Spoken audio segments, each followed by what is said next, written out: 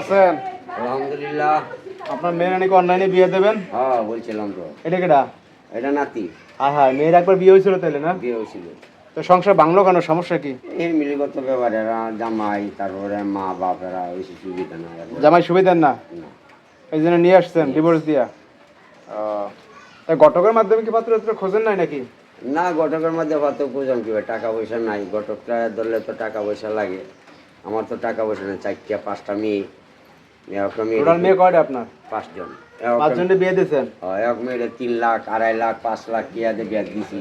হ্যাঁ, এখন বর্তমানে এই মেয়েরাও দিয়েছিলাম। এই মেয়েরাও আমি 3 লাখ টাকা খরচ করে বিয়ে দিয়েছিলাম। কিন্তু লাস্টে এই ঘুরে গাড়ি আমার উপরই পড়লো। এখন বর্তমানে এই মেয়েরা বিয়ে শাদি দিয়া আমি নিঃস্ব হয়। এখন বর্তমানে আতার পাওয়া আছে আমার সম্ভব। খুব কষ্টের কথা বললেন।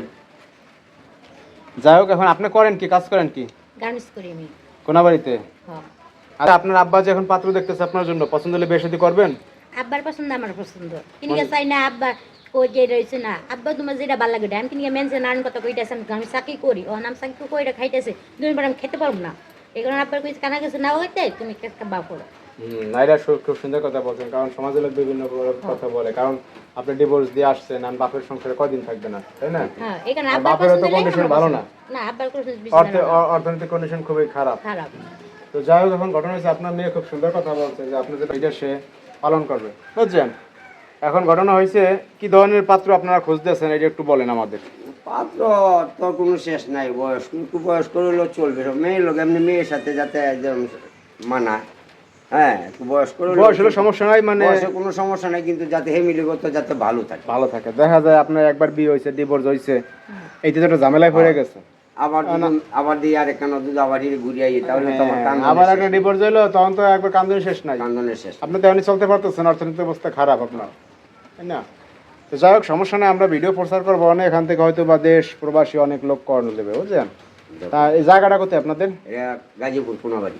গাজীপুর কোনাবাড়ি। আচ্ছা, কেউ সরাসরি এসে দেখা করতে পারবে আপনার জায়গা?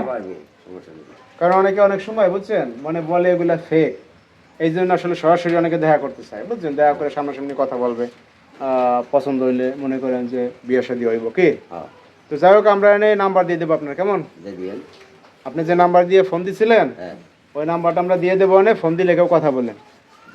তো দর্শক, আপনারা তো দেখলেন এই চাচা তার মেয়ের হচ্ছে সন্তান সহ অনলাইনে বিয়ে দেবে। আসলে যারা ইচ্ছুক বিয়ে করতে তারাই শুধু নক দেবেন, আমরা এই চাচার নাম্বারটা দিয়ে দেবো, না প্রয়োজনে আপনারা ফোনে কথা বলে নেবেন। তো চাচা আসি তাহলে, ভালো থাকবেন, কেমন?